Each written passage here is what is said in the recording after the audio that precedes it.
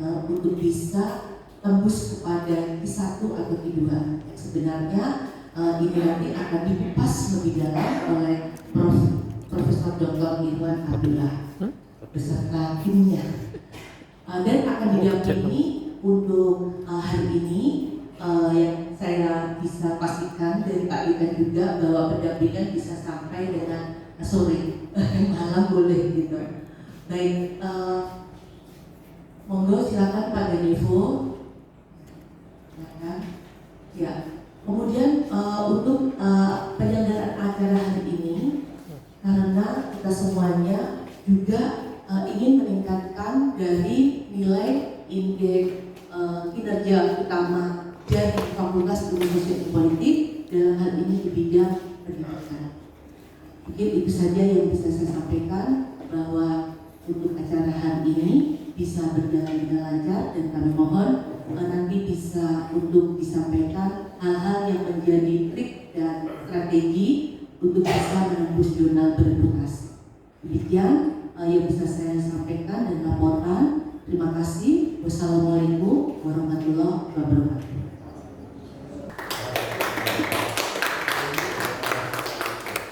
Sekaligus sesi foto bersama untuk dokumentasi.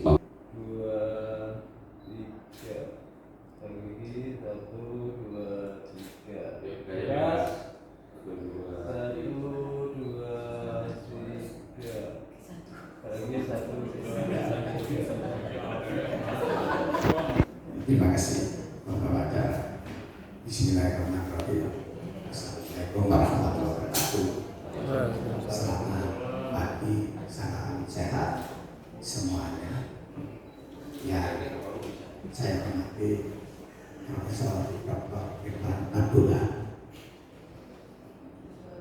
pendiri Irwan Abdullah Sekolah Indonesia, dan sekaligus juga dosen di Fakultas Ilmu Budaya Universitas Gadjah, dan semoga juga dosen di FISIP UGM dan lain-lain.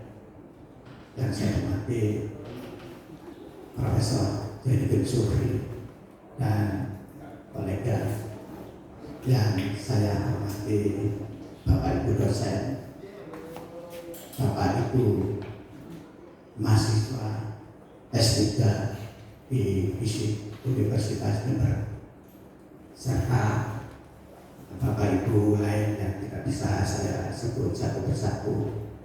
Pertama, saya ingin sampaikan terima kasih dan penghargaan yang tinggi kepada Profesor Irwan Abdullah dan kolega yang menyempatkan waktunya untuk datang di FISIP UNED ini, karena kalau saya lihat kesibukan beliau luar biasa, dan prosesnya baru pada tanggal 2 September ini bisa ketemu ya Prof ya. Jadi sebelumnya memang kita harus mengatur waktu sebagian besar. Kemudian saya juga ucapkan terima kasih kepada Ibu Dr. Selvi Budiastuti yang telah menyampaikan laporan singkat sebagai biasa. Bapak Ibu sekalian yang saya hormati, meskipun kapan hari Mas Menteri telah menyampaikan tentang kebijakan yang cukup radikal ini ya Pak ya, namun yang namanya penulisan artikel ya, terlebih kalau kemudian akan dipublish di jurnal internasional bereputasi Q1 atau Q2, itu tentu sesuatu hal yang sebenarnya tidak bisa kita tinggalkan. Karena dengan menulis seperti itu, maka sejatinya membutuhkan rangka berpikir yang sangat logis, sistematis, rasional, dan bisa dipertanggungjawabkan. Jadi sebenarnya penulisan artikel ini bagi kita semua, apakah sebagai dosen, apakah sebagai mahasiswa, khususnya mahasiswa S3, itu adalah sesuatu hal yang menurut pandangan saya tidak boleh ditinggalkan. perlu saya sampaikan kepada Profesor Firman Abdullah dan kolega. Di sini memang hadir sejumlah mahasiswa S3 Fisik UNED, Prof, dan juga hadir Mas dosen fisik yang sedang studi S3 di luar. Jadi variasi sekali, dan ada beberapa kolega yang memang sangat membutuhkan pencerahan bagaimana kemudian bisa menulis sebuah artikel yang bisa dipublish di jurnal internasional bereputasi. Oleh sebab itulah maka hari ini adalah hari yang sangat menggembirakan, karena nanti Profesor Firman Abdullah, saya yakini pasti akan memberikan semacam tips, semacam jurus gitu, bagaimana menulis dalam waktu yang relatif cepat singkat, namun sesuai dengan apa yang dimaui oleh jurnal tersebut. Saya masih ingat salah satu pandangan dari Profesor Firman Abdullah, karena saya ini santrinya Profesor Firman Bapak Ibu sekalian. Sampai hari ini saya nyantri di Profesor Firman, dan salah satu pandangannya adalah kalau kita hendak mempublish di sebuah jurnal apapun itu, apakah jurnal nasional atau indeks Sinta 1, 2, ataukah jurnal internasional bereputasi, maka yang harus kita ikuti adalah apa maunya jurnal itu, bukan apa mau kita, tapi apa maunya jurnal itu. Sepanjang kita bisa melayani apa maunya jurnal itu, maka insya Allah kita bisa menulis. Tapi sepanjang kita memaksakan maunya kita, maka pasti akan ditolak oleh kita. Sehingga kemudian yang paling penting adalah bagaimana kemudian kita bisa menangkap apa maunya jurnal itu, dan kemudian kita bisa melayaninya dengan baik. Bapak Ibu sekalian yang saya hormati, mudah-mudahan Bapak Ibu sekalian nanti bisa mengikuti dengan cermat apa yang disampaikan oleh Profesor Firman, dan kemudian bisa melakukan yang namanya diskusi. Syukur-syukur kalau Bapak Ibu sekalian sudah menyiapkan draftnya, sehingga nanti bisa disampaikan dan bisa didiskusikan. Saya kira itu hal yang penting. Saya tidak ingin memperpanjang kata, karena saya ingin justru yang memperpanjang nanti adalah Profesor Firman, gitu ya, dengan diskusinya. Sebelum saya tutup, izinkan saya melantunkan pantun yang berbeda, Bapak Ibu sekalian. Buah naga enak rasanya. Kelengkeng tengkleng gajah di Kaliurang di Jakarta.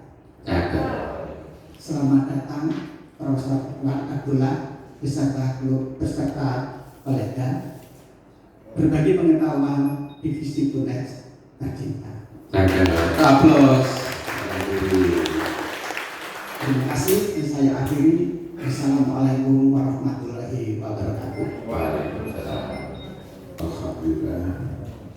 Asyukurillah. Alhamdulillah. Mari kita bersyukur atas kesempatan yang diberikan pada kita pada pagi hari ini, dan insyaallah sepanjang hari ini kita bisa belajar bersama. Yang saya hormati dan kita muliakan bersama Bapak Dekan, Bapak Direktur, beserta para wakil dekan dan para senior, ada senior saya juga ini dari HI UPM, tadi juga ada alumnus dari UGM ya, agama, calon presiden soal agama.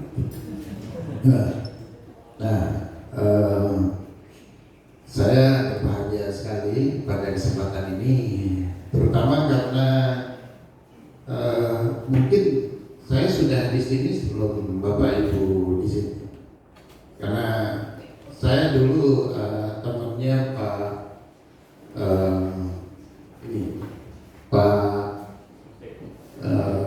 salah satunya Pak Latif. Jadi saya dulu sudah di sini waktu Pak Bustami Rahman di sini. Ya. Nah, jadi saya sudah ke kampus ini pada zamannya Pak Bustami Rahman. Karena Pak Bustami itu dulu dibimbing oleh Pak Nasibun. Jadi ketika di UGM S3-nya dibimbing Pak Nasibun, kalau curhatnya sama saya. Jadi kalau saya ke Jember dulu tahun 94. Jadi saya udah ke Jember ini tahun 94. Ketika saya menjadi reviewer nasional untuk penelitian penelitian. Nah, teman saya di sini salah satunya Bu Yuli Riyati yang di pertanian. Ya, tahun 90-an itu saya pulang dari negeri Belanda, terus saya terlibat di LPPN atau P3M di Dikti untuk riset. Jadi sering sekali ke Jember dan selalu saya menyempatkan diri untuk tapi udah lama sekali kan. Jadi terima kasih Pak Joko udah membawa saya kembali ke sini. Sempat mungkin tahun yang lalu saya mampir di sini, tapi karena saya ke UIN. Waktu itu saya ke UIN khas. Nah, hari ini saya akan bicara teknis karena Bapak Ibu sudah sangat terbiasa untuk bicara teoritis tentang suruh dulu menulis. Saya kira udah khatam, kita udah pelatihan udah di mana-mana. Nah, hari ini kepentingan saya adalah membimbing kawan-kawan untuk step by step bisa menyelesaikan tulis. Jadi kalau tadi bilang Q1, Q2 itu sebenarnya bisa ditulis satu hari. Ya, jadi kalau satu artikel itu bisa ditulis satu hari. Nah, itu tidak sulit menulis artikel. Ya. Saya tidak pernah serius menulis kopi. Gak pernah serius ya. Gak pernah serius karena apa? Karena saya nggak butuh. Ya, jadi terus terang saya bukan orang yang butuh fokus. Karena saya udah jadi guru besar 18 tahun yang lalu. Jadi ketika saya masih 3C. Jadi saya 3C dipanggil untuk mengajukan guru besar, nah, saya menjadi guru besar. Jadi kenapa saya bilang tidak sulit?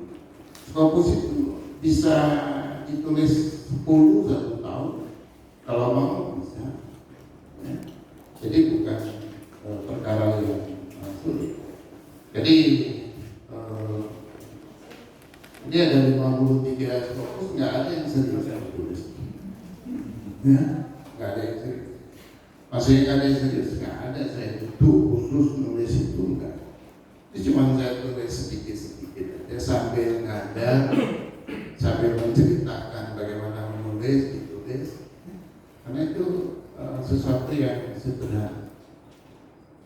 Kenapa saya bilang sederhana? Karena menulis fokus itu ibarat kita membayangkan seorang pilot menerbangkan pesawat ke atas. Saya nggak bisa bayang. Ya, bagaimana seorang pilot 400 orang diterbangkan ke Arab Saudi, di haji dan sebagainya, naik terbang, saya nggak bisa bayang. Sementara si pilot ini dia sambil ngobrol, dia santai sambil ngobrol. Kalau pilot lain sambil minum-minum katanya, terbang aja santai aja. Itulah orang yang terlatih dalam bidangnya. Ya. Jadi orang yang terlatih dalam bidang menulis fokus ini ya seperti pilot. Ada seorang penulis, kita bisa lihat kawan-kawan yang menulis koran. Ya, tiap hari dia terpisah karena dia terlatih. Bagi dia duduk di ruang seminar udah bisa meresume ide dia penting, dia tulis, ya 2-3 hari kemudian keluar di sana. Kita baca, bisa dia cepat sekali menulis. Dia terlatih. Ada orang terlatih menulis koran, ada orang terlatih menulis buku. Ada orang terlatih menulis buku, tidak terlatih menulis artikel. Ada teman saya dari Ponorogo namanya Aksin Wijaya, profesor. Profesornya terlambat karena nggak terlatih menulis artikel. Tapi bukunya berapa puluh, mas? Puluhan. Bukunya berat-berat, ya, dia sabar. Saya sampai diberi bukunya banyak itu di rumah saya. Asal saya datang dikasih buku sama Aksin. Terus dia bilang sama saya, bro, saya kalau udah bikin daftar isi sudah bahannya cukup, 1 bulan nanti saya nulis buku. Dia bisa nulis buku setiap bulan satu. Nulis korpus dia 3 bulan saya nggak bisa janji. Kenapa? Memang sesuatu yang berbeda. Jadi untuk bisa produktif kita menulis artikel itu, yang pertama itu kita harus tahu dulu karakter. Artinya harus tahu cara menerbangkan pesawat tadi. Harus by training ya. Jadi kita harus di dalam dunia. Nah, hari ini saya ditemani Profesor Saifuddin Duri dari UIN Surakarta Dijaga. Dia ini penulis Scopus, saya produktif, dan beliau sebenarnya orang sih, kampungnya di mana? Sari, ya, jadi tangga. Satu lagi Mas Hengki ini mahasiswa saya S3 di antropologi UGM, ya. Sudah menyelesaikan disertasi, sudah punya Scopus berapa Mas? Nah, sudah punya Scopus 3. Jadi yang aseptik 4, ya. Nah, jadi mahasiswa belum jadi dosen. Nanti tinggal kita tawarkan jadi dosen di mana. Nah, Bapak Ibu, hari ini kita bersepakat dulu. Saya akan memberikan pedomannya untuk menulis. Kemudian semua teman di sini mencoba mengikuti pedomannya. Kemudian habis break kita coba nanti dipandu oleh Mas Saifuddin Duri, Mas Hengki, dan saya kita bertiga akan melihat ya yang teman-teman buat. Kalau udah sinkron, udah tepat, nah, kemudian kita teruskan. Saya akan berikan step by step writing. Jadi bagaimana kita menuliskan. Jadi kerangkanya kita betulkan dulu. Saya nggak tahu nih mungkin kalau nggak bawa laptop terpaksa nanti kongsi. Jadi sebaiknya ada laptopnya sehingga kita bisa langsung praktek, dan supaya hari ini pasti kita tidak bisa menyelesaikan satu artikel, tapi kita bisa membuat satu kerangka artikel. Nah, jadi saya punya pendekatan yang sederhana sekali di dalam menulis, yang saya rumuskan menjadi sebuah template yang sederhana. Nah, jadi Pak Ibu, saya jelaskan di sini. Jadi tulisan kita, yang namanya tulisan kita itu tidak lain, dulu ya saya jelaskan sedikit biar lebih jelas. Nah, jadi yang namanya artikel Scopus itu, yang namanya artikel jurnalita, itu susunannya seperti ini. Jadi kalau kita bicara artikel jurnal,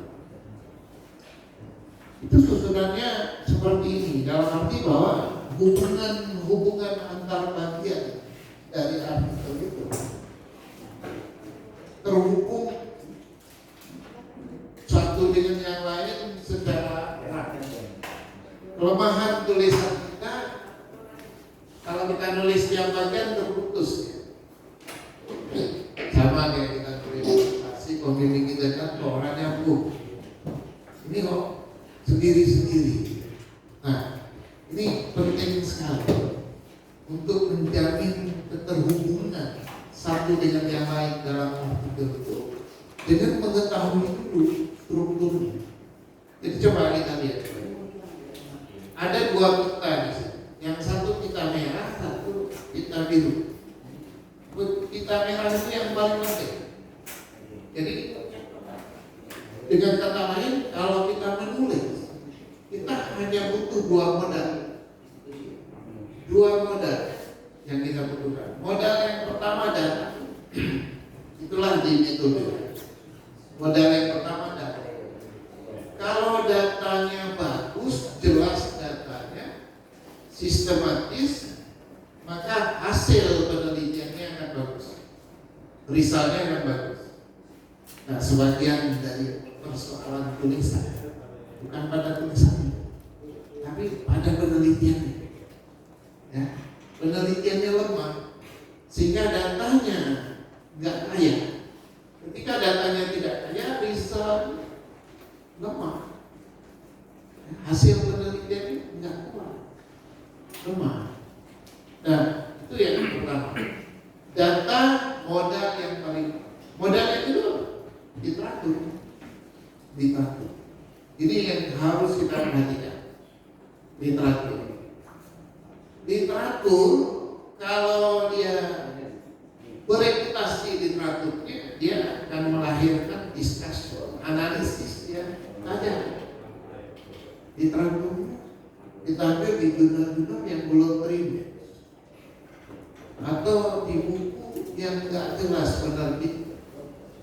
Ya, ketika dirancang oleh jurnal, ISBN-nya tumpang tinggi. Jadi Bapak Ibu, jurnal itu punya search engine-nya sendiri. Ketika kita kirim artikel, banyak jurnal itu yang dia periksa bukan artikel, dia periksa referensinya dulu. Ya, referensinya dulu, bermasalah referensinya, nggak diteruskan artikel kita. Ya. Nih, kita harus tahu itu. Coba Bapak Ibu mengirim jurnal, mau coba kirim jurnal ke jurnal namanya Social Indicators, Journal of Social Indicators. Jurnal sosiologi, ilmu sosial bisa kirim ke situ. Social Indicators nama jurnalnya. Itu langsung dikembalikan hanya referensi. Waktu kita upload, dia minta referensinya diupload sendiri, dikembalikan, dibikin catatan, tidak bisa ditemukan. Ini dikasih catatan, ini kurang. Kita harus perbaiki itu dulu, baru artikel kita diproses. Karena literatur penting sekali. Literatur penting sekali. Nah, kalau kita punya dua ini, punya data yang kuat, literatur yang teredukasi, itu udah pintu masuk terbitan. Ada dalam webinar saya kita, kalau Bapak perlu saya menulis ke jurnal Sinta itu, mengutip artikel di jurnal Sinta. Iya, lainnya mau terbit di Sinta, mungkinnya sama Sinta. Jurnal yang paling kecil minimal ya, kalau bisa malah mungkin Scopus. Apalagi kita nulis di jurnal Scopus. Bagaimana kita bisa terbit di jurnal Scopus sementara kita tidak mengutip artikel yang terbit di jurnal Scopus? Saya punya teman editor-in-chief.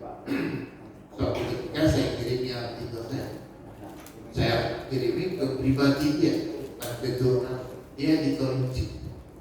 Saya bilang, ini sebelum saya officially to your journal. Would you so kind?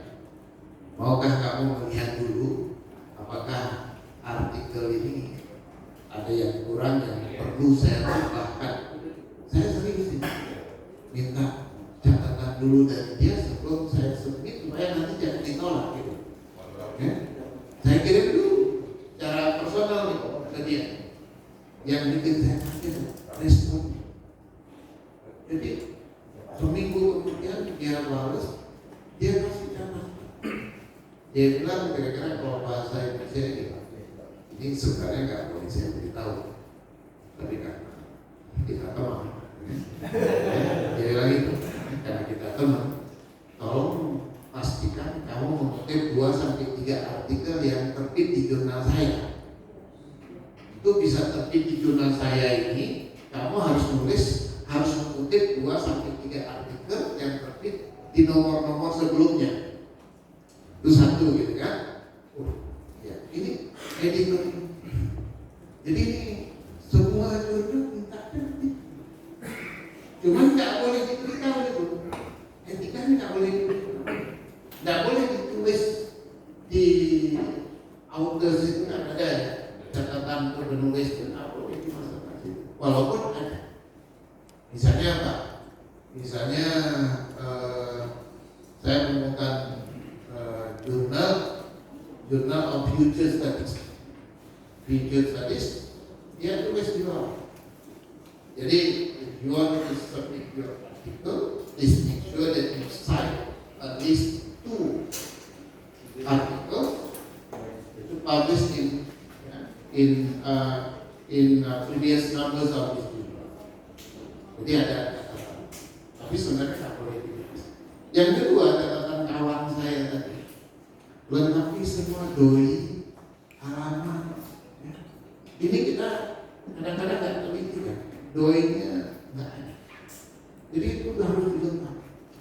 Kalau nggak ada, nggak ketemu doi itu gimana? Kita mungkin jurnal yang nggak ada doi. Makanya tadi yang pertama saya menghindari mengutip artikel di jurnal-jurnal yang kurang reputasi, yang nggak punya doi. Tapi andai kata seperti buku ini.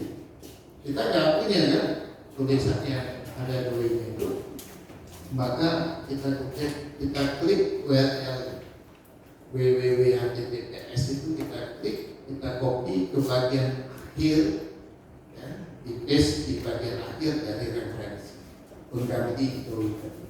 Tapi halaman, volume semua itu harus kita lengkapi. Begitulah pentingnya. Nah, jadi kembali ke sini. Kalau kita lihat dua pita ini kalau kita tarik sekuat-kuatnya, dia melahirkan conclusion, perasaannya melahirkan conclusion. Nah, atas dasar itu, coba teman-teman lihat di sini. Kenapa introduction tidak ada? Nah, coba lihat. Kenapa introduction tidak ada? Nah, introduction itu yang melingkari semuanya. Makanya saya buat di sini, saya buat template-nya di sini. Kalau teman-teman lihat di sini, ya. Saya buat introduction-nya di sini, di luar dari isi artikel. Nah, isi artikel itu ada di sini. Ya, tadi ada conclusion, ada literature review, ada result. Ya. Tadi kan ada result ya, ada result dan ada discussion. Nah, tadi ada discussion sebagai analisis, ada discussion. Nah, jadi inilah sebenarnya inti dari artikel itu. Inti artikel itu ada di sebelah kanan, conclusion, literature review, result, dan discussion. Introduction apa kalau begitu? Ya, keluar.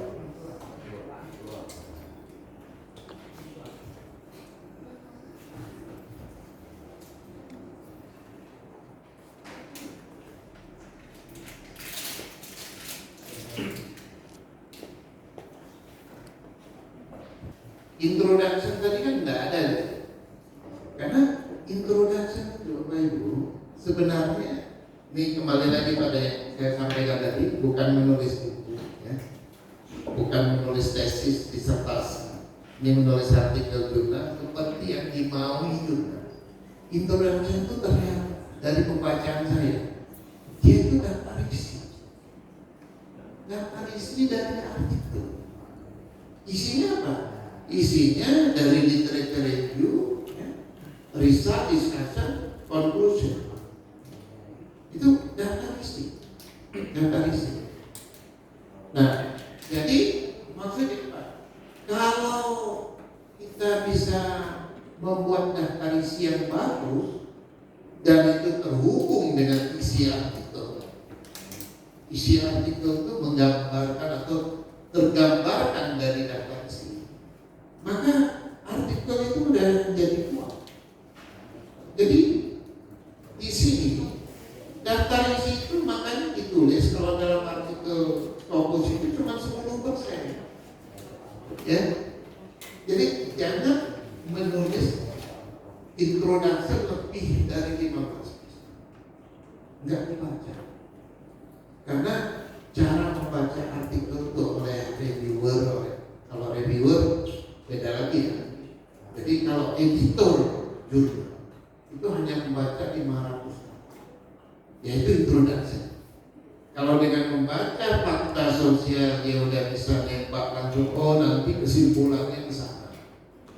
Dia baca fakta literatur, oh berarti literatur reviewnya isinya.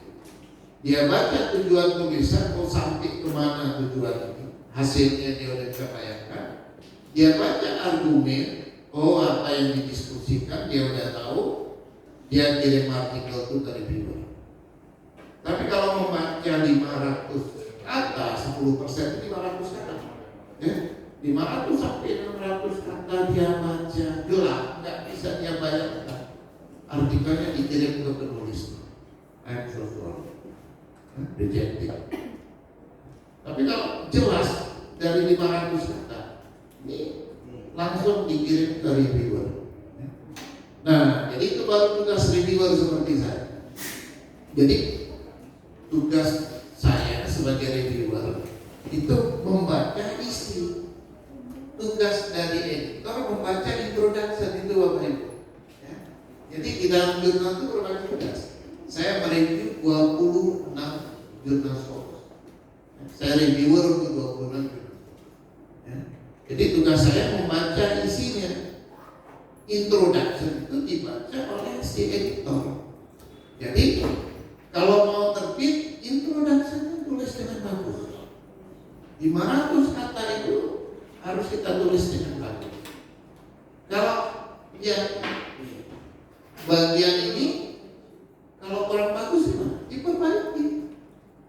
Karena reviewer akan mengatakan, dia bilang apa? Dia bilang misalnya ini kurang kuat karena datanya kurang, tolong ditambahkan. Jadi sebagai reviewer akan mengatakan, tolong ditambahkan data. Bisakah ditambah wawancaranya? Ya. Itu teman saya di malah disuruh wawancara lagi dan kita dikirimi dokumen wawancara itu, transkripnya dikirim ke jurnal sebelum artikelnya terbit. Jadi jurnal itu pada dasarnya baik, karena dia suruh perbaiki. Kalau discussionnya kurang banyak, si reviewer akan mengatakan, saya akan bilang, ya, ini tulis elaborate, dan saya bilang, tolong dipertanyakan dengan membaca. Saya sering juga dengan membaca 2 buku berikut. Saya sampai sebagai reviewer memberi 2 buku kepada si penulisnya supaya dibaca untuk membantu dia mempertanyakan diskusi. Bukan ditolak. Jadi si reviewer itu fungsinya lebih banyak itu memperkuat, meningkatkan kualitas dari artikel. Yang nolak itu siapa? Editor. Reviewer itu lebih banyak mendukung artikel itu terbit. Kenapa? Karena kalau saya sebagai reviewer, itu artinya editor kepingin artikel ini terbit, ya. Kalau tidak psikologinya, ya, psikologinya penting sekali. Kalau editornya nggak ingin ini terbit, udah dikembalikan kemarin-kemarin. Kalau editor sampai ngirim ke saya dan ke reviewer itu artinya dia ingin artikelnya terbit. Apalagi ini kalau ingat, apalagi jurnalnya berbayar, ya, apalagi jurnalnya berbayar.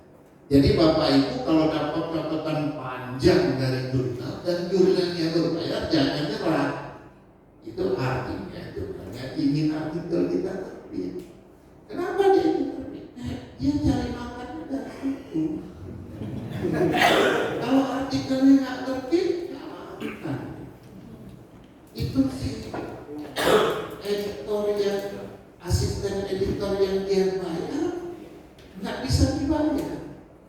Makanya kalau udah dapat catatan dari jurnal yang berbayar, apapun ceritanya harus kita perbaiki. Tuh, mau dikembalikan lagi. Ada teman 5 kali dari UIN Malang, 5 kali dikembalikan sampai nangis. Terus dia mau nyerah. Bilang sama saya, wah, gak sanggup saya problem. Terus saya bilang, itu loh, jurnalnya aja, ya, itu sabar mengomentari sampai 5 kali. Kok kamu yang punya jurnal, punya artikel gak sabar? Kamu sekolah gimana itu? Bisa gratis dikomentari sampai 5 kali, diajarin menjadi bagus, kamu nyerah. Jangan merasa mau biasa sabar. Kenapa saya bilang itu? Karena ini artikel jurnal berbayar, Bapak. Itu artinya pasti akan terbit. Kenapa sampai 5 kali? Ya walaupun berbayar juga nggak mau asal terbitkan. Tetap harus memenuhi standar.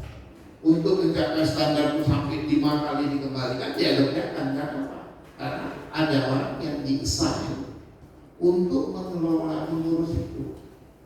Bagaimana dengan jurnal yang tidak berbayar?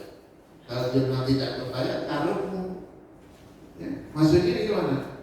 Kalau kamu perbaiki bagus, saya terbitkan. Nggak bagus, ya saya tolak. Makanya setelah kita perbaiki, kok reject? Kok ditolak? Ya karena dianggap kita nggak serius memperbaiki. Kalau nggak serius memperbaiki langsung ditolak. Itu karena jurnalnya tidak berbayar. Tapi kalau jurnalnya berbayar, ya lebih sabar. Ya, sabar demi bayar. Jadi orang kalau dibayar sabar. Ini tolong ditambah, tolong diperbaiki itu. Ya? Jadi kita perbaiki gitu. Nah, jangan sampai kita yang nggak sabar.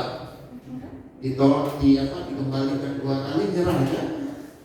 Jangan, karena nanti jurnalnya maaf. Besok-besok kita kirim lagi ke jurnal itu nggak direct. Ini paling nanti udah kita komentari nggak kembali lagi ya. Nggak diterima kita, ya, di blacklist. Jadi jangan tidak meneruskan artikel itu sampai terbit kalau kita menulis ke jurnal yang berbayar. Tapi kalau jurnal tidak berbayar, ya itu dilihat. Wah, berat sekali. Banyak tuh. Banyak ada orang yang bilang, Prof, saya sebenarnya dulu sudah dapatkan dari itu. Tapi ya langsung lepas saya baca. Nah, mari coba saya pandu. Mana data-data? Wah, udah ada ruang. Udah terlambat. Diaktifkan, diklik udah nggak bisa, udah tertutup. Walaupun kadang-kadang ada saya surati jurnalnya dibuka lagi. Ada yang bisa dibuka. Ada yang disuruh reset ulang aja kan, biar diproses lagi. Males kan kita kalau dimulai lagi dari awal gitu. Nanti dikirim ke reviewer lagi gitu. Nah, jadi kembali ke sini ya, Bapak Ibu sekalian. Nanti kalau kita menulis, kita coba menuliskan dengan cara seperti ini. Coba kita ini ya,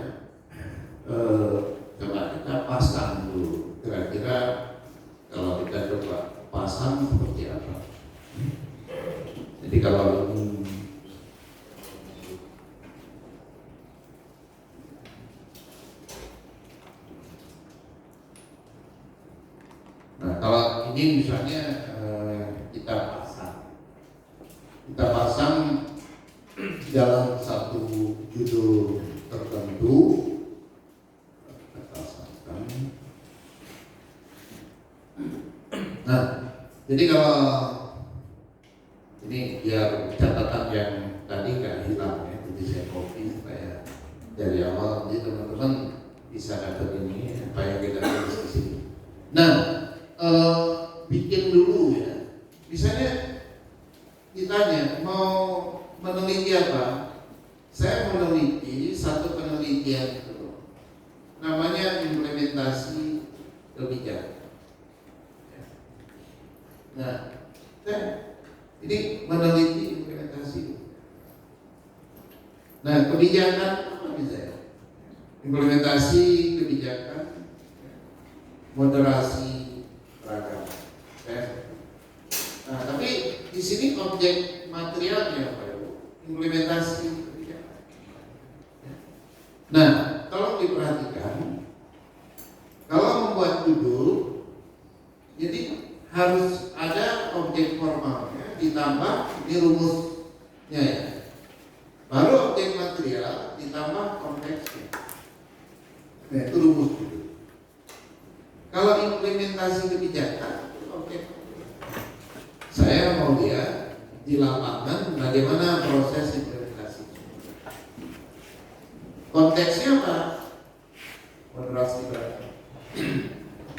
Nah, kebijakan ini bisa macam-macam. Kebijakan pengentasan kemiskinan, kebijakan perhutanan sosial, kebijakan konservasi lingkungan alam dan sebagainya. Nah, jadi Bapak Ibu, ini sudah ada objek material. Biasa kalau penelitian, kenapa tulisan kita lemah? Kita cuma punya objek material dan konteks. Ya. Objek formalnya apa? Jadi yang kita jual ke jurnal. Kenapa jurnal kita bisa terbit? Karena yang kita jual bukan implementasi bidang. Kenapa? Semua orang sudah tulis. Ratusan kalau nggak ribuan tulisan sudah ada tentang implementasi. Ya.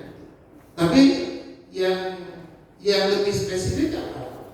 Nah, kita di sini tulis sesuatu yang disebut sebagai objek formal. Ya. Jadi objek formalnya itu berupa konsep. Ya. Nah, disinilah yang disebut sebagai objek formal. Jadi kita bicara faktor leadership dalam implementasi kebijakan moderasi beragam. Faktor leadership berarti kita analisis faktor, ya. Nah, ini yang perlu diperhatikan. Nah, kalau yang lain membuat penelitian ini bisa kita ubah-ubah ya, penelitian ini. Judulnya bisa kita ubah-ubah. Bukan leadership. Saya ganti di sini ekosektoral. Ya. Jadi persoalan ekosektoral dalam implementasi kebijakan. Makanya kebijakan itu tidak terimplementasi dengan baik. Ya, ego sektoral. Nanti kita bisa juga ya, di sini kita ganti. Ya, kita ganti apa? Di sini faktor koordinasi. Ya, koordinasi dalam implementasi kebijakan. Yang lain menulis miskomunikasi dalam implementasi kebijakan. Jadi apa itu studi tentang implementasi kebijakan sebagai contoh kita bisa juga kita bicara kinerja. Saya mau meneliti kinerja kebijakan, bukan implementasi tapi kinerja.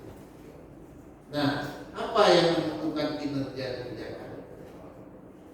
Dukungan, ya, misalnya kita ubah penelitian kita ya. Rumusnya tetap.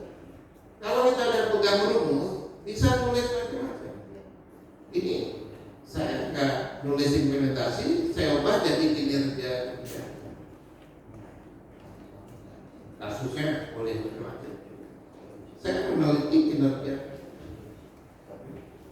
Nah, jadi untuk kinerja kebijakan, saya di sini menggantinya dengan struktur birokrasi.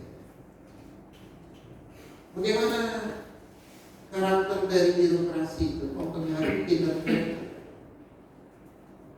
Nah, jadi kita lihat teman-teman, objek formal inilah yang ditulis, bukan objek material. Bukan objek material. Saya ambil contoh yang lain misalnya gitu. Jadi peran negara dalam konflik etnis, ya. Nah, misalnya kita bilang di konteksnya apa? Pada masa Orde Baru. Ini contoh. Nah, jadi objek material peran negara, objek formalnya peran negara. Studinya apa? Studi konflik etnis. Konflik etnis sebagai objek material. Konteksnya masa Orde Baru itu sebagai konteks. Nah, jadi teman-teman, menulis itu hampir segala-galanya di dalam artikel, ketepatan judul itu hampir segala-galanya. Makanya saya bikin rumus objek formal, objek material, konteks. Jadi judul itu harus punya 3 gugusan. Satu gugusan objek formalnya, gugusan yang kedua material, yang ketiga konteks. Kalau punya itu sudah bisa ditulis. Sudah bisa ditulis. Nah, jadi kalau kita membuat satu judul seperti ini saya contohnya, kalau kita udah punya judul seperti ini, nah, ini kita jadikan judul misalnya. Maka dalam tulisan kita jangan bicara konflik etnis. Kalau nih perhatikan, di dalam artikel yang dibicarakan bukan konflik etnis, tapi yang dibicarakan fokusnya adalah objek formal. Nah, kelemahan artikel biasanya cerita sejarah konflik etnis, siapa yang terlibat dan sebagainya, bukan. Nah, mari saya lihatkan ya. Kita bikin template tulisan. Jadi kalau kita sudah punya topik, ini saya ambil contoh yang sederhana supaya semua kita bisa membayangkannya. Nah, bagian yang kedua adalah literature review, kemudian kita nulis method, yang keempat misal, yang kelima discussion, yang keenam conclusion. Inilah artikel kita, ya. Nanti referensi. Nah, jadi kalau udah punya judul seperti itu, teman-teman,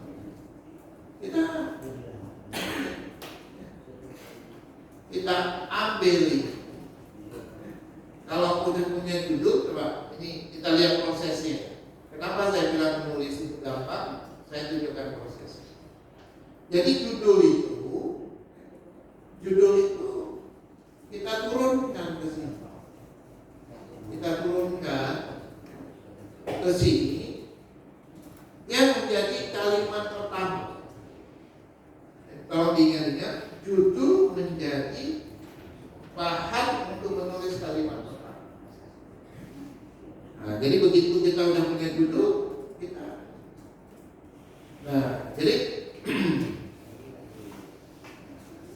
dibalik ya, negara pada masa Orde Baru telah memainkan peran penting dalam berbagai konflik.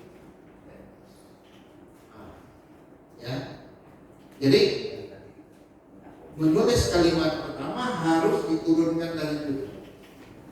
Jangan dimulai dengan Indonesia terdiri dari berbagai suku bangsa. Nah, itu jurnal jangan. Kalau diingat-ingat, nulis buku boleh, karena perlu 200 halaman. Ini 10 dari buku. Jadi Jadi nggak boleh mulai dari Indonesia terdiri dari 815 etnis, nggak boleh. Yang terbentang dari Sabang sampai Merauke, yang terhampar di sampai ada yang menulis sampai pulau-pulaunya disebutkan jumlahnya itu ada. Saya mereviewnya, akhirnya saya tolak karena intinya tersembunyi. Si editor bilang begini, nah judulnya begini kok nggak sampai kapan ini? Panjang sekali tariknya. Nah itu satu ya, satu. Yang kedua Bapak Ibu, dari judul ini kita turunkan keywords. Keywords itu 3 kata berasal dari judul. Jadi 3 kata itu harus kita ambil dari judul. Sebagai apa? Sebagai modal menulis. Jadi state, ya, role, atau saya bilang state position dan sebagainya, atau state intervention. Terus ethnic conflict. Habis itu new open. Nah, udah ada 3 kata. Kita ambil dari judul. Nah, 3 kata yang kita ambil dari judul ini, Bapak Ibu, kita copy. Kita copy 3 kata ini, dibawa ke literature review. Jadi kita 3 kata penting yang ada di judul tadi harus menjadi konsep yang dibahas secara dibahas di literature review. Jadi ketika kita membahas literature review, ini nggak ada konsep-konsep baru yang memasukkan.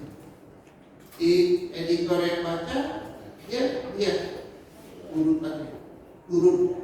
Makanya tadi saya bilang turun dari sana, karena turun dari sana, turun dari sana. Nah itu yang kedua. Yang kedua keyword. Satu judul, yang kedua keyword, yang ketiga Bapak Ibu, kita turunkan dulu data.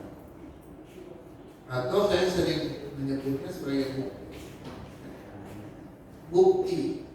Jadi data itu sebagai bukti. Bukti apa? Bukti. Jadi kan kita bilang bukti dari adanya. Jadi kan kita bilang adanya objek formal. Nah, objek formal di sini peran negara.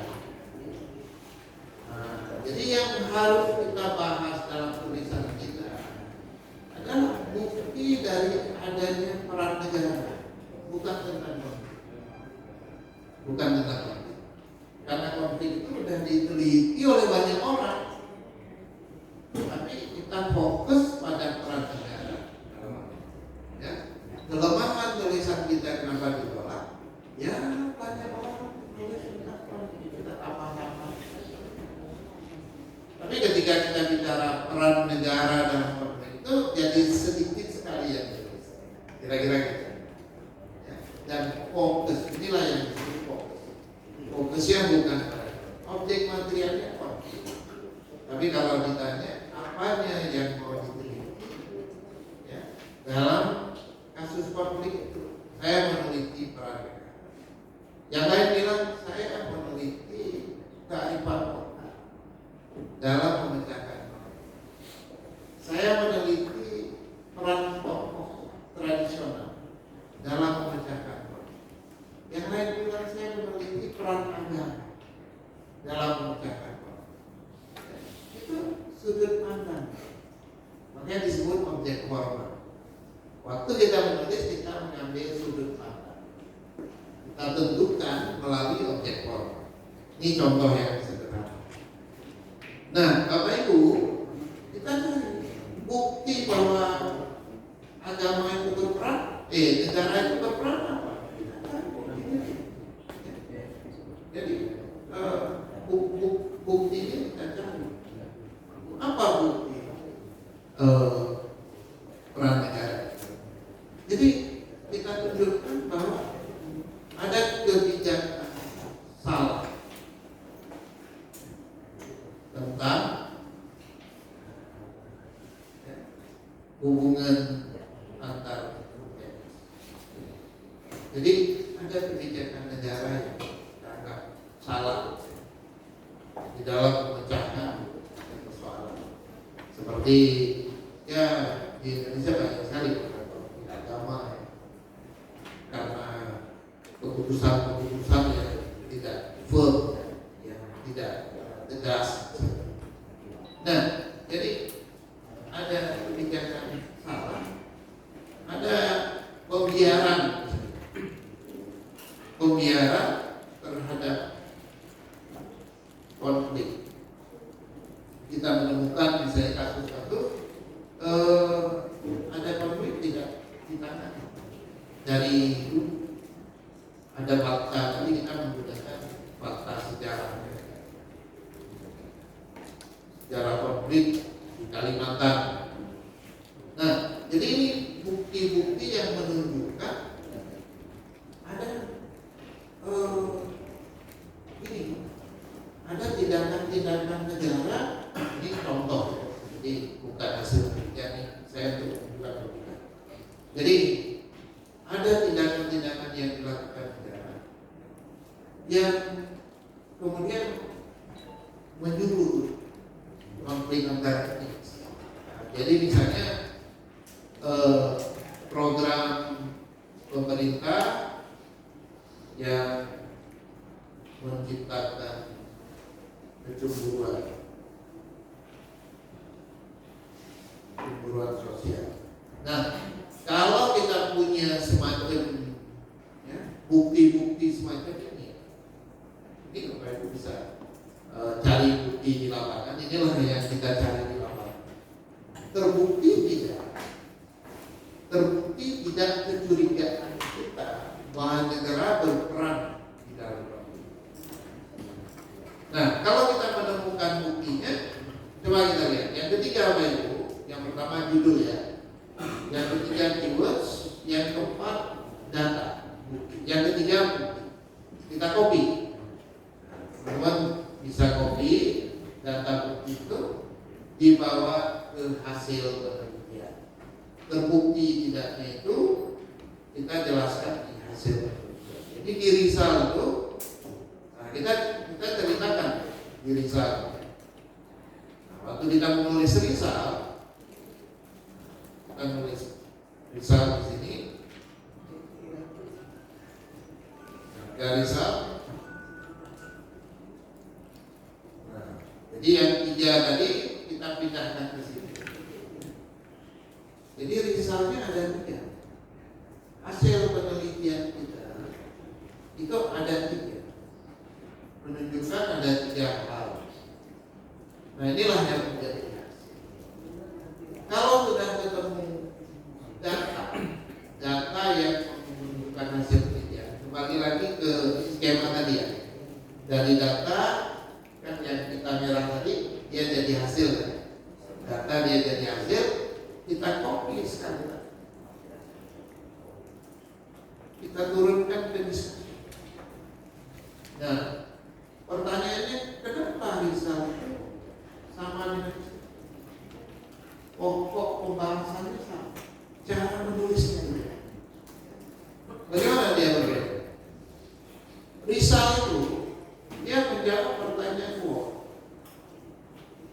sehingga yang kita tulis ini deskripsi tentang A, B, C. Jadi kita menggunakan apa di situ? Menggunakan data. Jadi kuncinya di sini pakai data, pagelaran data. Jadi Bapak Ibu kalau tulis Rizal di dalam itu jangan dikomentari. Jadi jurnal itu suka sekali datanya lengkap. Kasih tabel, kasih materi, kasih kasih gambar, kasih grafik. Suka sekali dia datang wawancara, ya jangan diceritakan, tumpuk-tumpuk aja wawancara. Dia suka itu.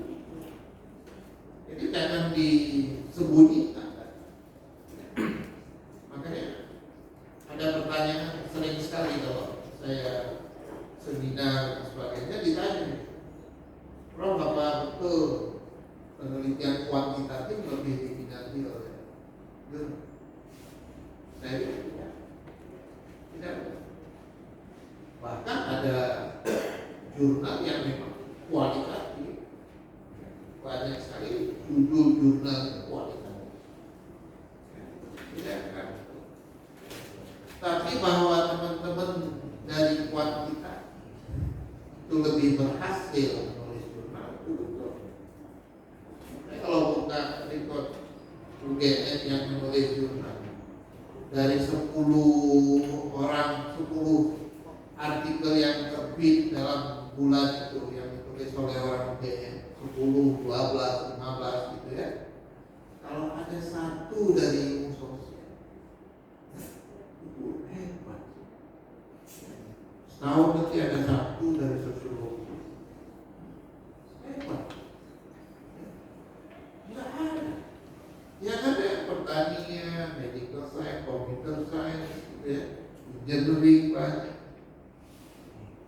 Teman saya di studi energi di UGM, dia bisa nulis 100 artikel sampai 100.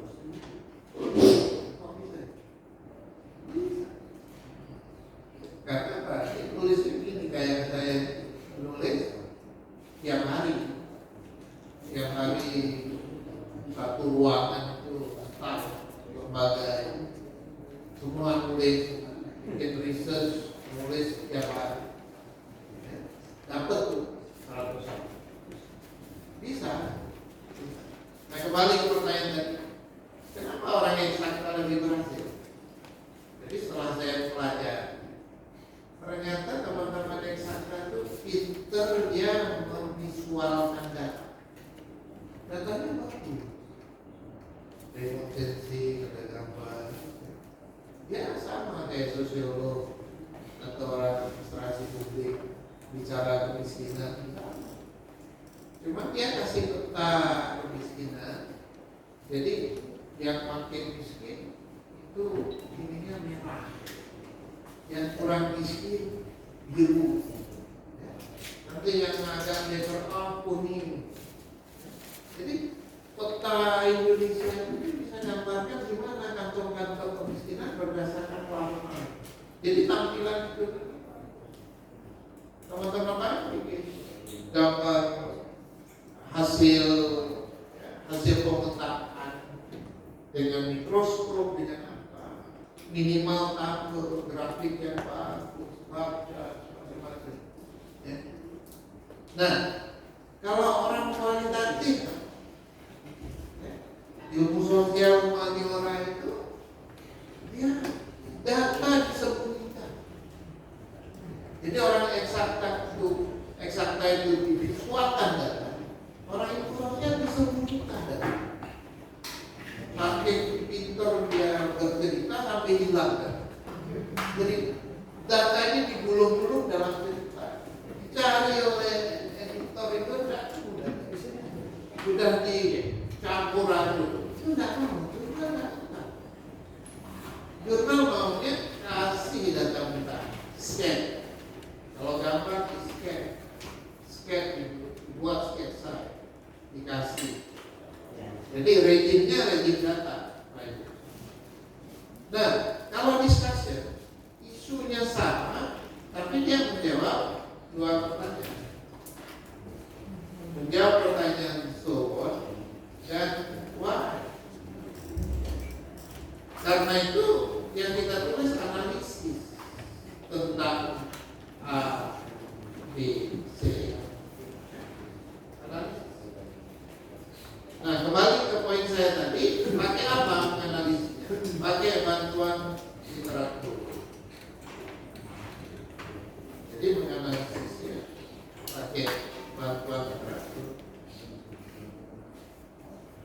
pakai bantuan literatur. Jadi kita analisis bantuan literatur. Jadi poin 4 kita pakai data, poin 5 kita pakai literatur untuk membicarakan yang sama. Jadi maksudnya apa? Data ditabrakkan dengan literatur jadi analisis, ya. Jadi Bapak Ibu, data ditabrakkan dengan literatur dia jadi analisis. Nah, kembali kita lihat dari depan.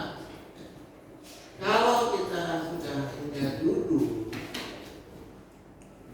jadi kita lihat kalau kita sudah punya duduk, punya keyword, punya bukti, maka kita udah bisa. Jadi Bapak Ibu sudah bisa. Nah, jadi modal menulis, jadi supaya mudah ya. Jadi modal menulis itu kita butuh cuma judul, kita butuh 3 keywords, dan kita butuh data sebagai bukti. Nah, jadi 3 ini yang Bapak Ibu butuhkan untuk bisa menulis. Nah, jadi saya misalnya kalau menulis, jadi saya ingin menulis, saya bilang katakanlah sekarang ini misalnya agama itu mengalami delegitimasi agama. Ini sebagai objek formal dalam kehidupan umat. Nah, misalnya kehidupan umat Islam kalau langsung pada pasca pandemi. Jadi pasca pandemi COVID-19. Jadi saya menulis seperti ini. Ini contoh lain. Maka keywordsnya di sini legitimasi.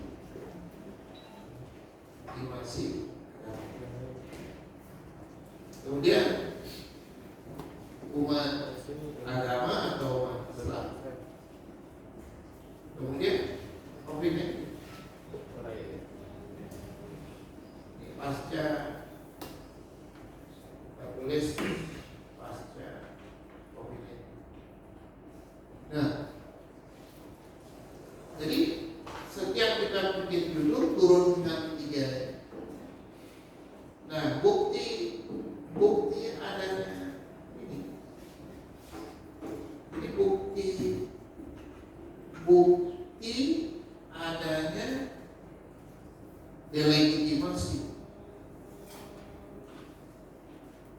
delegitimasi agama. Apa bukti? Nah, saya buatlah bukti 1 itu delegitimasi itu terjadi reinterpretasi ajaran,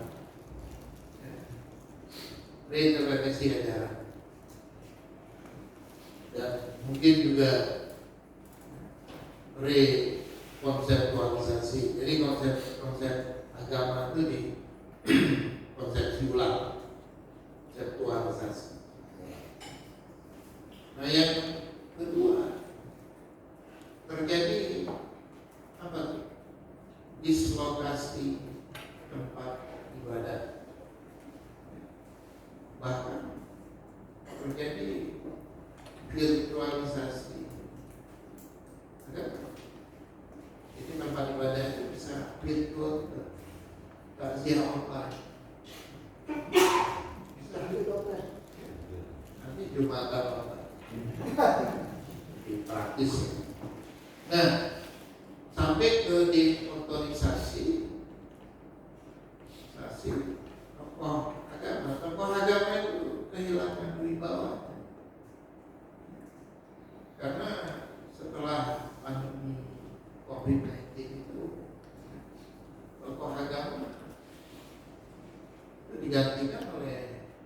tokoh-tokoh yang berafiliasi pada security kesehatan. Nah, jadi kalau kita sudah punya seperti ini, supaya teman-teman yang baru datang bisa mengikutinya, ya. Saya ulangi sekali lagi. Nah, jadi kalau kita sudah dapat judul, jadi dengan kata lain, teman-teman, untuk menulis satu artikel dengan cara mudah bisa ditulis dalam 1-2 hari. Kita hanya butuh satu kotak. Kotak ini kalau benar usulnya, artikel bisa ditulis dengan mudah. Saya ulangi caranya. Nah, gimana kita menuliskan? Tentu saja kita ambil judulnya. Terus tadi introduction, literature review, method, result, discussion. Ini template yang paling lengkap sudah. Jadi kalau udah nulis pakai template ini nggak mungkin kesulitan ketemu template apapun gitu, karena dengan mudah kita menyesuaikan. Nah, jadi ini template artikelnya, kita modal menulisnya. Ini modal menulis artikel. Jadi Pak Ibu cukup punya satu kotak ini sebagai modal. Kalau satu kotak ini sudah ditulis dengan bagus, dengan teori tadi, jangan lupa teorinya apa tadi? Oke, formal, ditambah objek material, ditambah konteks. Di judul itu berasal dari teori. Kenapa judulnya begitu? Karena teori. Rumus Indonesia. Nah, kalau udah kita ambil judulnya ya, 3 kali ya, 3 langkah. Langkah pertama copy judul, dibawa ke sini 2 kali. Jadi sekali lagi ke introduction. Supaya apa? Supaya introduction itu tidak mulai dengan Indonesia terdiri dari, supaya kita mundurnya tidak terlalu. Jadi kita bilang, nah di mana ini pasca pandemi COVID-19, kita tulis telah ditandai dengan jadinya delegitimasi secara dasar. Ini kita dalam kehidupan umat. Nah, jadi kita edit supaya sesuai menjadi kalimat pertama. Jadi Bapak Ibu, kalimat pertama itu segala-galanya. Kenapa? Si editor jurnal begitu baca kalimat pertama, gimana itu maksudnya? Delegitimasi agama ini. Maksudnya gimana? Dia langsung tahu. Disitulah minat dia untuk membaca artikel. Oh, delegitimasi agama. Nah, nanti kita ikuti dengan sebuah kalimat lain untuk menjelaskan.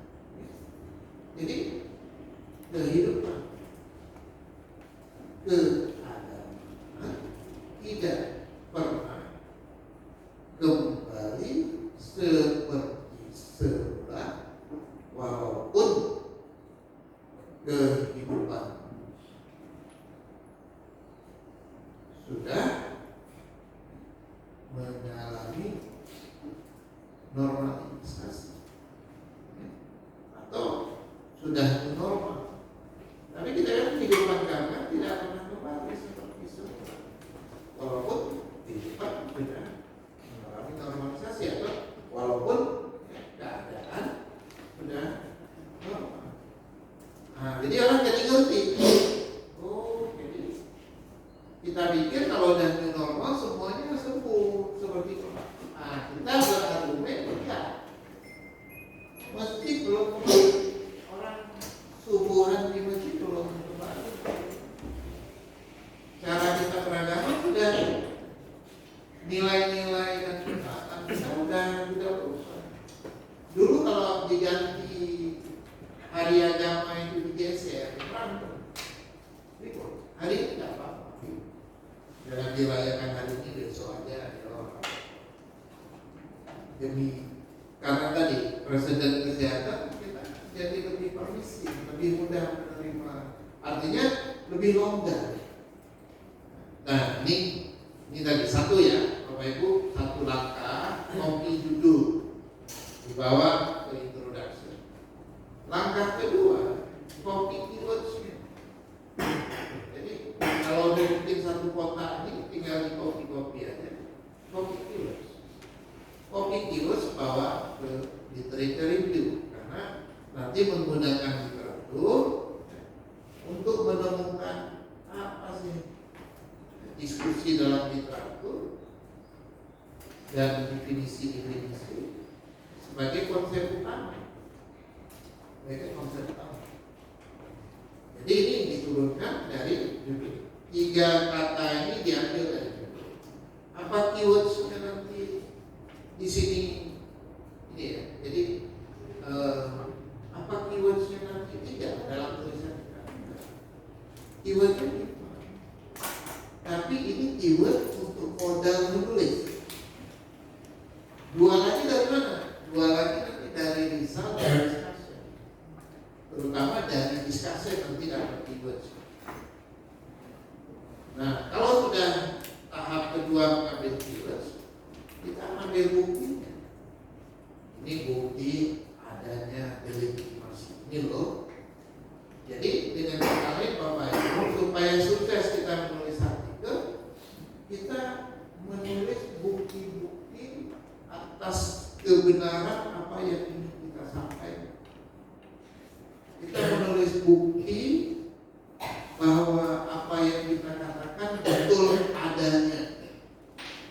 Seperti saya mengatakan, kematian selama pandemi COVID-19 bukan disebabkan oleh infeksi virus, tapi kematian lebih disebabkan dari trauma psikologis.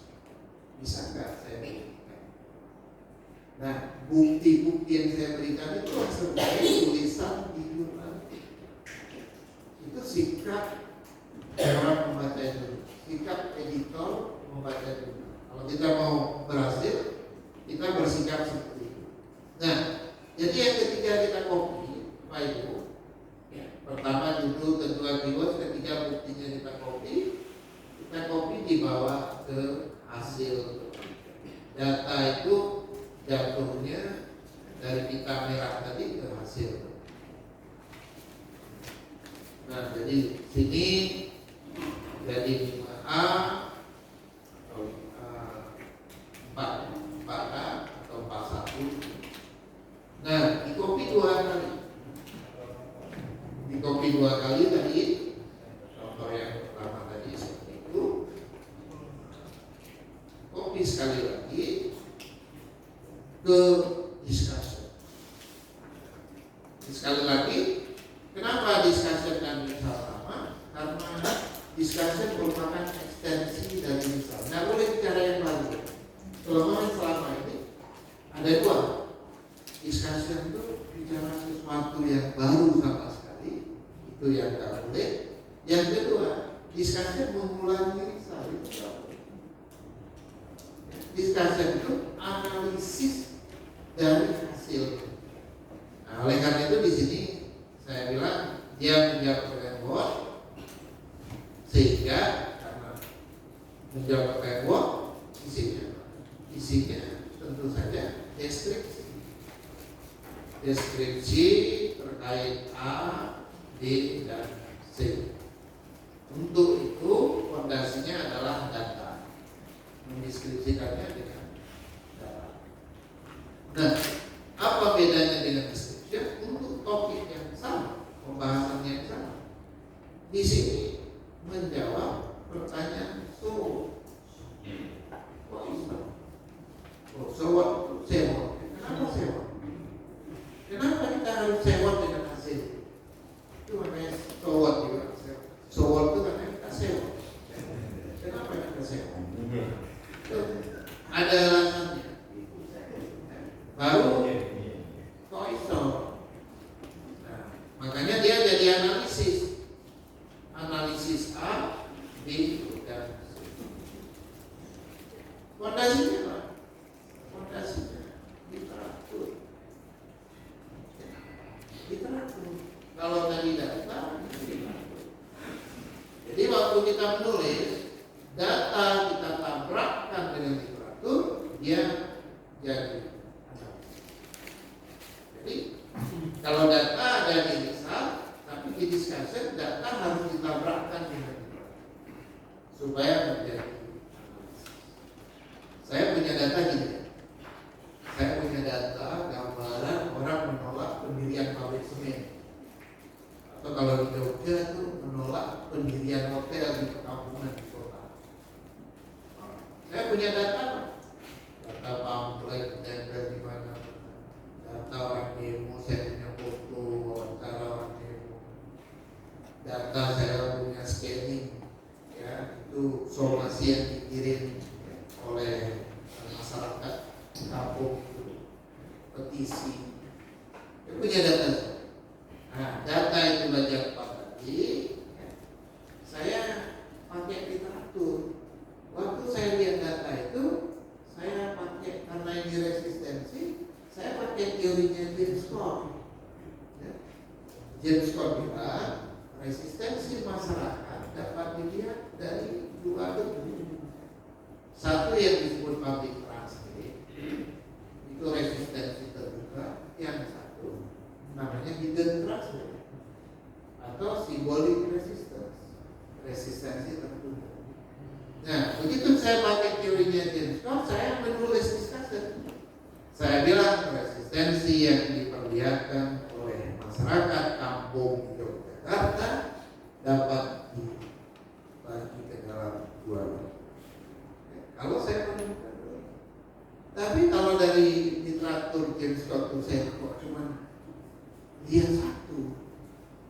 Saya bilang resistensi yang diperlihatkan oleh masyarakat Yogyakarta berwujud simbolik resisten sebagaimana yang dituduhkan oleh James Scott, menggunakan konsep James Scott. Simbolik resisten tampak dari pamflet-pamflet yang disampaikan.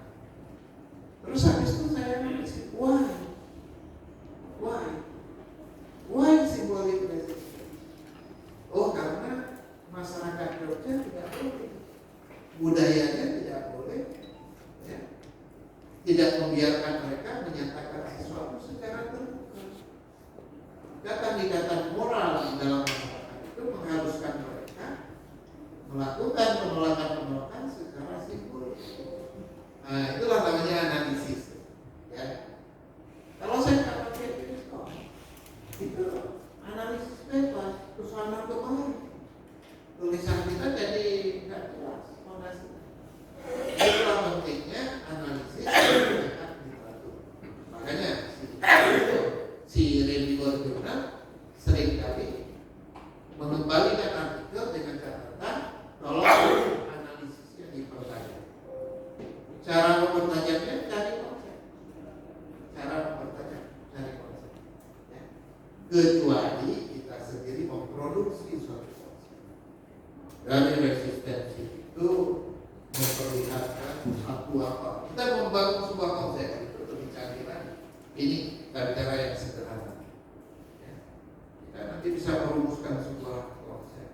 Ekstrapolasi yang apa itu kita jelaskan. Ketika si pembaca menemukan sesuatu yang baru di dalam tulisan kita, disitulah tulisan kita bisa ditolak. Ya. Jadi tulisan kita tidak bisa ditolak itu karena kita memproduksi pengetahuan, melahirkan gagasan baru. Kalau tulisan ditolak itu karena kita mengkonsumsi konsumsi. Cirinya di mana? Cirinya dari atas ke bawah itu banyak kali kata menurun. Ini menjadi penulis apa penurun? Kalau dari atas ke bawah menurun terus. Anda tidak memproduksi apa? Anda ngikut.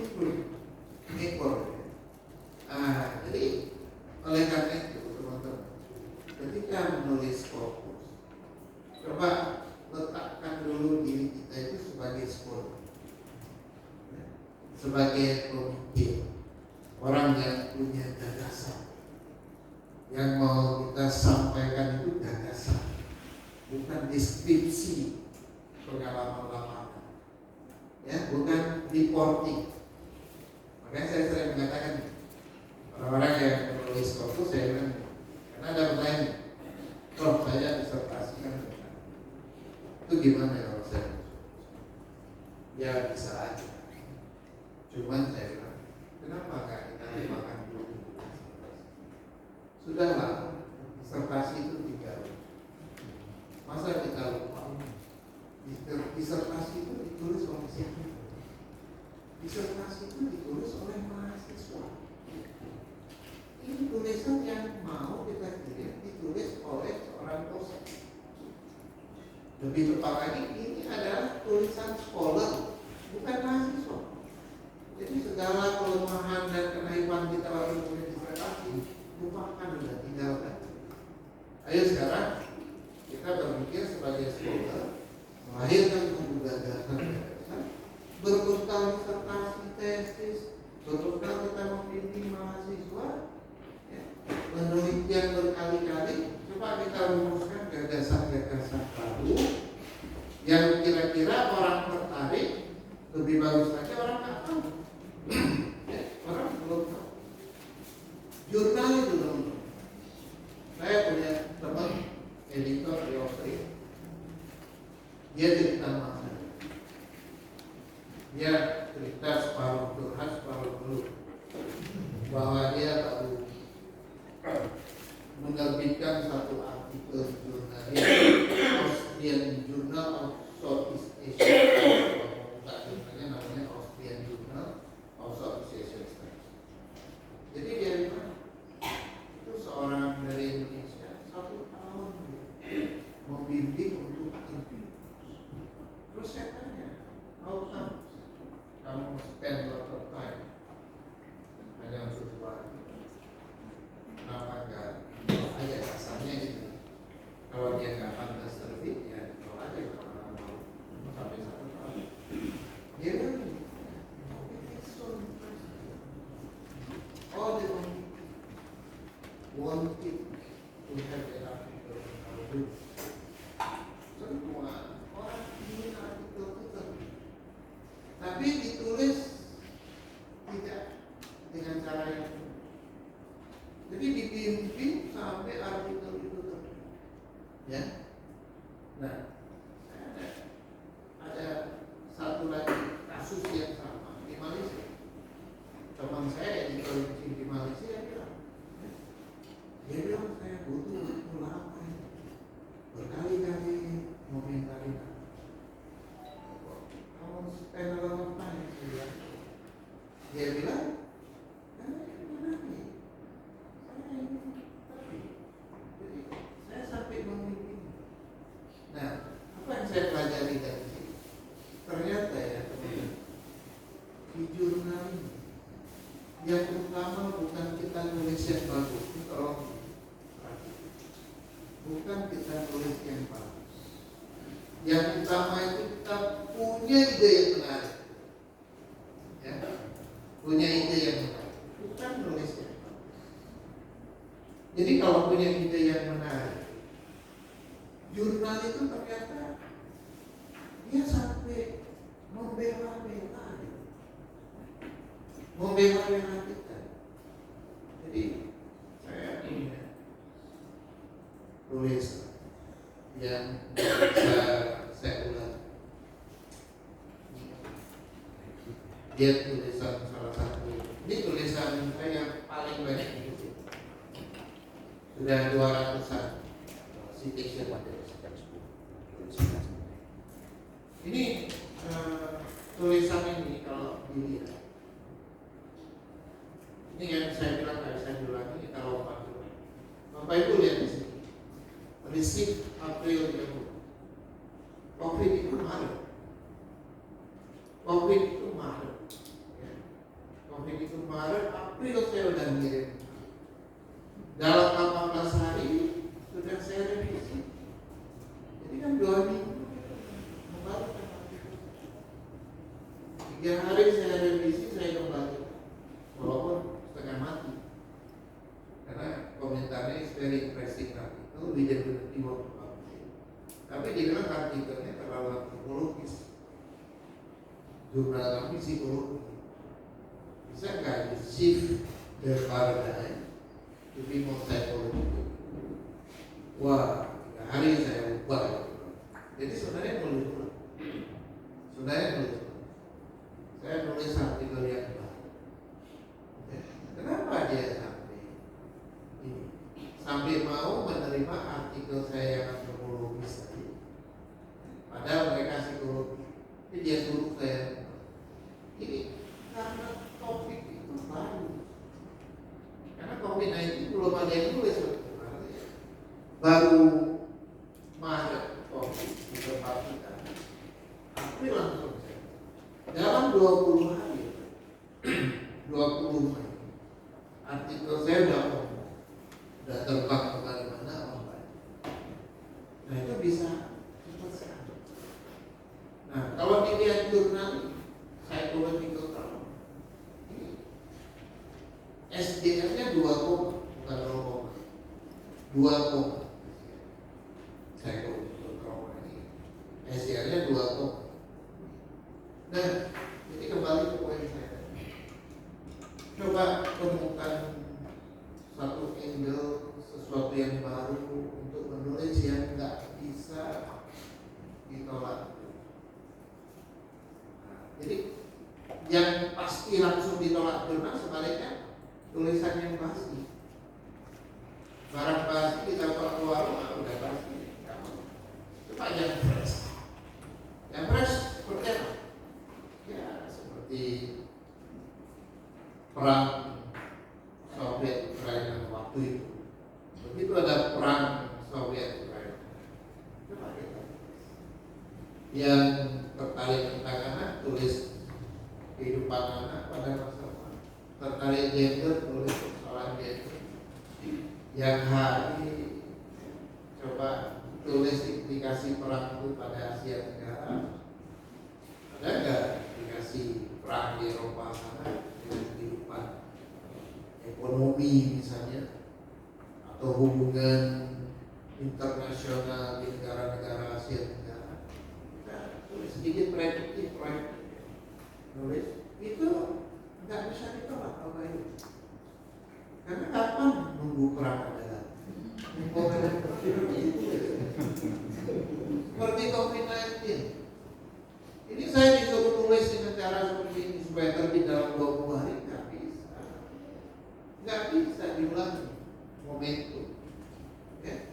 Nanti waktu pandemi lagi kita mungkin sudah nggak ada. Katanya kan 30-50 tahun lagi. Kita nggak mau nulis. Jadi mari kita wariskan pada generasi berikutnya kecerdasan yang dimiliki orang sekarang ini. Wariskan. Nah, kita harus bikin data.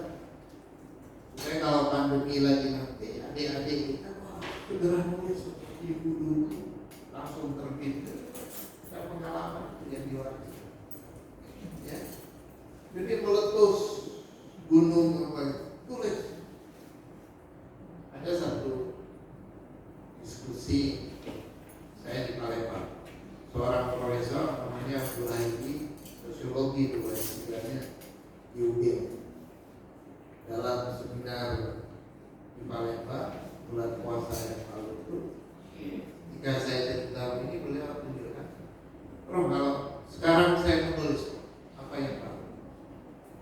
Saya bilang ya penolakan Indonesia jadi tuan rumah. Apanya itu? Ya, saya bilang bagaimana resepsi masyarakat terhadap penolakan.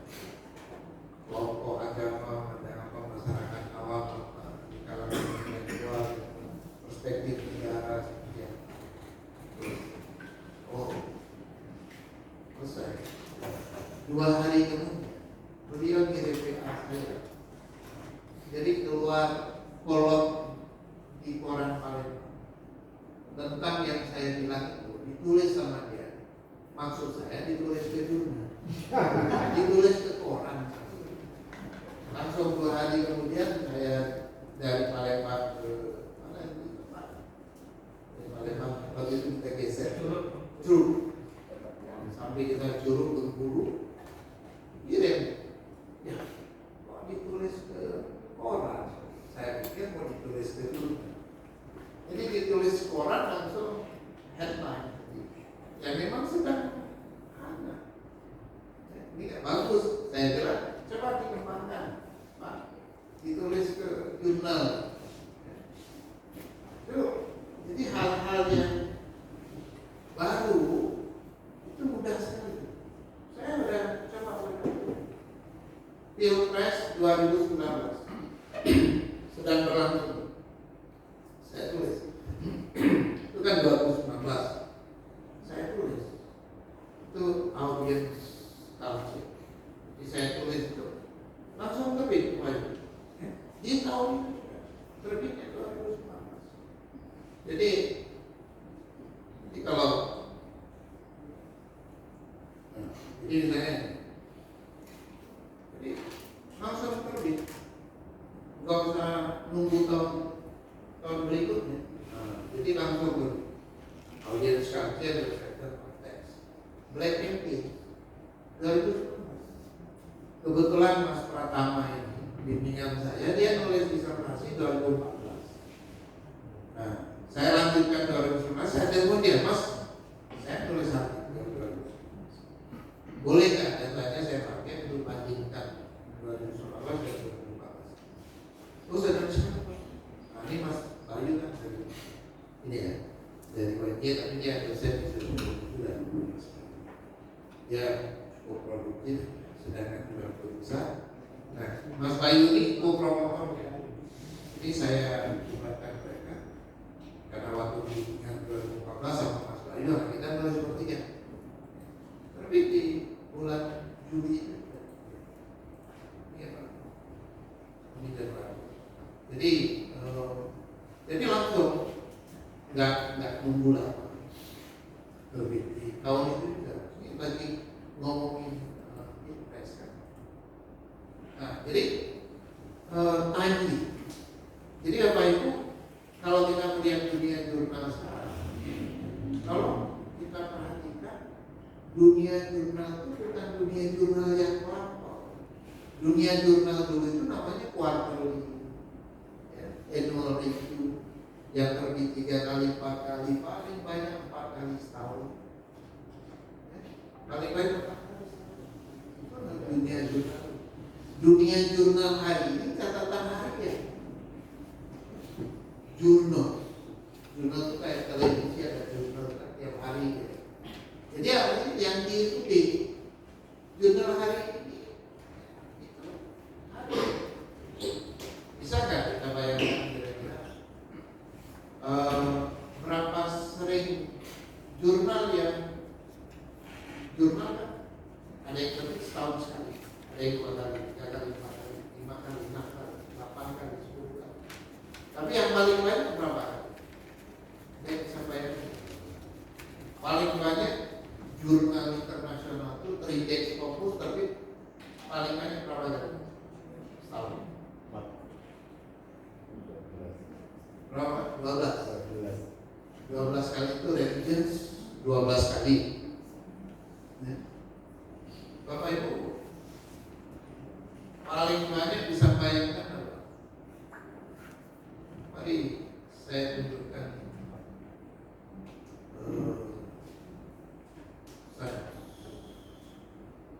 Kalau kita buka Science Journal, nah, ini Science.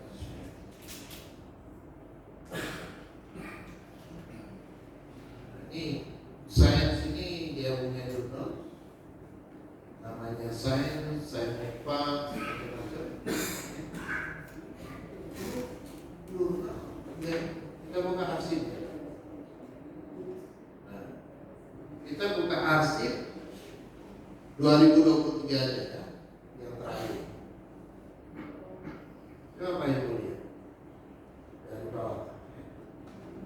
Nah, terbitnya berapa kali?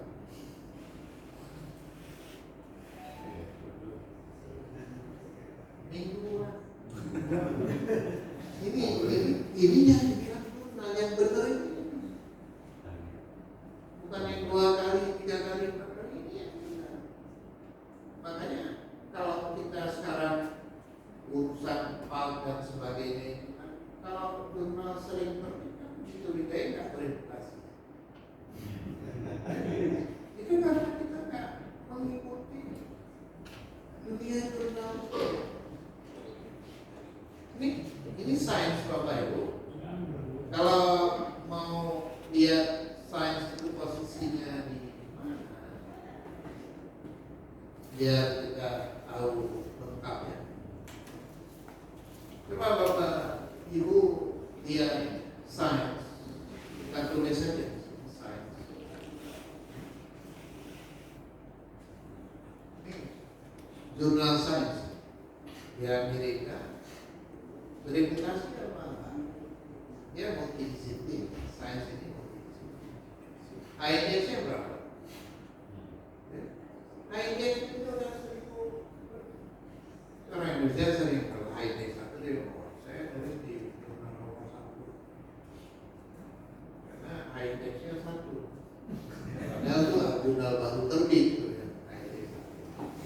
Seperti Sigba, saya ya eselon 2 atau ini, saya doain biar selesai ke eselonnya, doain eselon 3. Jadi dia terbit ini Bapak Ibu dari tahun 1880. Jadi jurnal macam ini dibunuh pun tidak mati.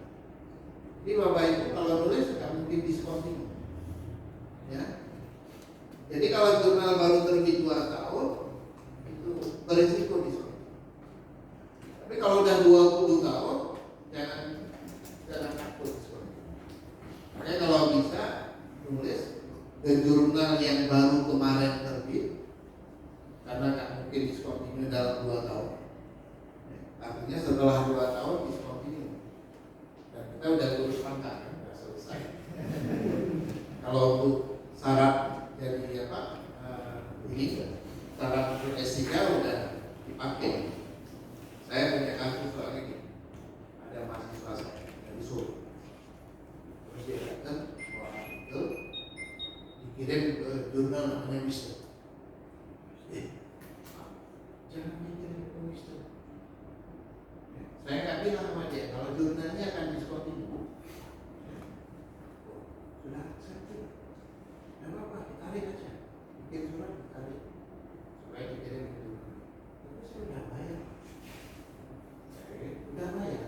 Ini untuk syarat testing. Saya mikir gimana? Ini cuma draft terakhir dari disertasinya masih draft terakhir saya seminggu ya saya kasih waktu supaya diujikan.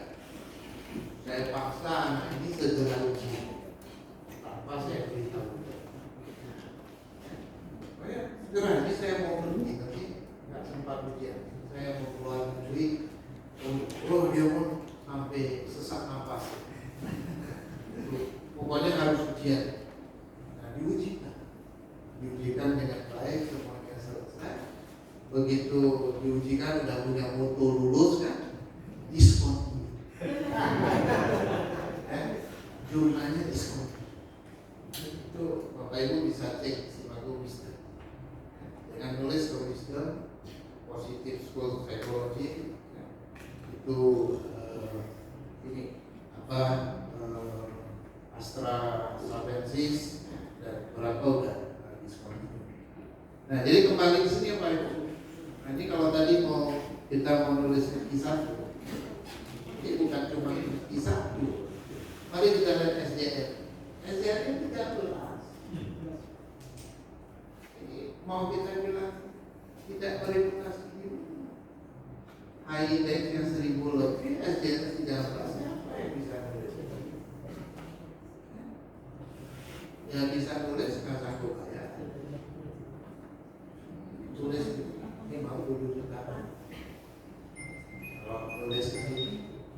Nah, jadi ini jurnalnya kalau religious 12 kali, kalau sustainability 24 nomor setahun terbitnya. Nah, jadi itu Bapak Ibu ya. Makanya kalau kita buka Simaku, nah ini kan Simaku ya. Bapak Ibu kalau buka di Simaku di sini, nah kita buka di sini Simaku. Nah di sini kita bisa lihat jurnal itu, kita lihat dari total dokumen. Diklik total dokumen. Nah, di total dokumen kita tahu di dunia ini siapa yang menerbitkan artikel paling banyak. Scientific Report 22.000 artikel setahun, 22.000. Terus Lecture of Computer Science. Nah, ini sustainability. Sustainability ini nambah 1.900. Ya. Ini multidisiplin. Tapi ini sudah di blacklist di mana-mana. Maksudnya seperti di Prancis itu eksplisit pemerintah Prancis mengharapkan dikeluarkan dari sustainability. Ini bayarnya berapa?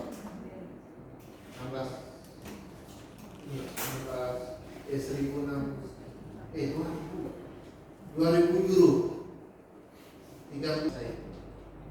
Nah, jadi itu ya Bapak Ibu kita jurnal. Nah, jadi oleh karena itu kita untuk menaklukkan jurnal itu kita perlu strategi. Nah, kalau sudah kita buat artikel seperti ini bagian terakhir ya Bapak Ibu. Jadi kalau kita sudah menulis seperti ini, tadi kita udah buat introduction sampai conclusion seperti ini, dengan judul ini atau dengan judul tadi di bawah ini ya, sama saja ya. Bapak Ibu boleh pilih mana saja, misalnya misalnya kata-kata kita mau mendalami ini ya. Nah, saya lengkapi sebentar untuk bagian terakhir sebelum kita break, saya lengkapi sebentar supaya lengkap. Jadi menulis introduction itu 4 paragraf. Apa yang ditulis 4 paragraf? Itu fakta sosial. Fakta sosial itu memenuhi syarat kami menulis itu sisikis.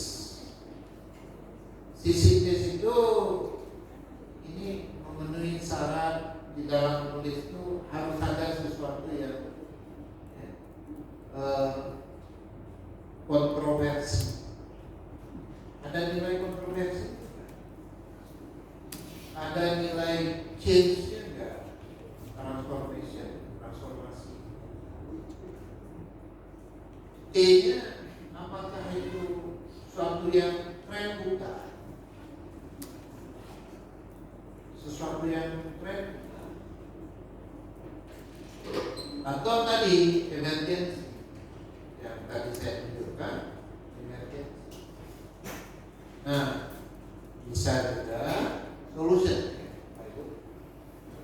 Jadi kalau menulis tadi kembali ke poin saya, nilai tambah nilai lebih dari artikel kita kalau kita punya sisi salah satu. Kalau nggak punya salah satu jangan dikirim, capek, ditolak. Kenapa? Nggak ada yang mau dibanggakan, nggak ada yang bisa diganti. Apakah kita menjanjikan semua solusi? Tidak. Kalau begitu kita janjikan semua perubahan. Tidak. Emergency, kontroversi. Saya sedang bicara kontroversi tentang satu kebijakan atau keputusan. Kontroversi tentang ikannya. Kenapa nggak tulis? Itu menarik. Kontroversi tentang tadi Indonesia jadi tuan rumah sepak bola. Ini kontroversi tentang satu kebijakan negara. Kita tulis, cepat-cepat kita tulis. Nah, itu menarik. Nah, paragraf yang kedua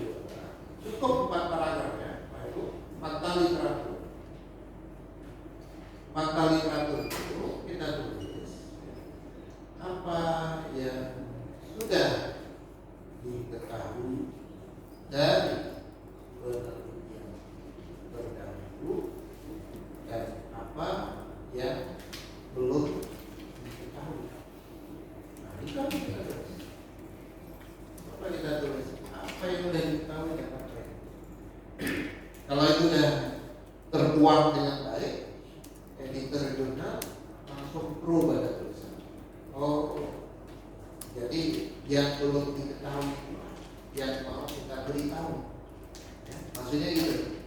Yang belum diketahui itulah yang mau kita beritahu. Jadi posisi tulisan kita adalah memberitahu yang belum. Nah, tujuan tulisan. Jadi di sini pertanyaan apa? Jawab atau masalah apa?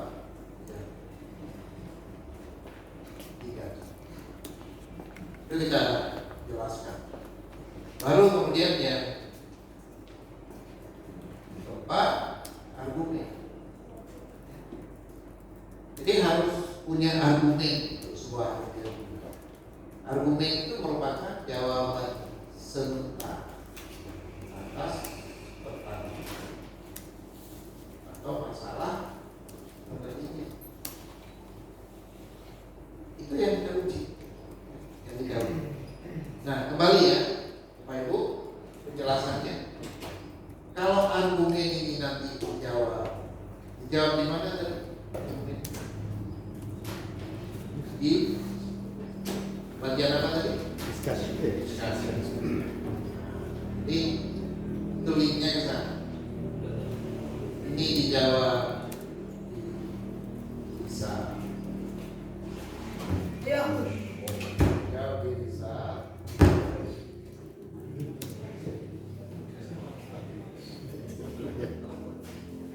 Kalau fakta literatur itu dijawab di literatur review. Memang harusnya kan begitu.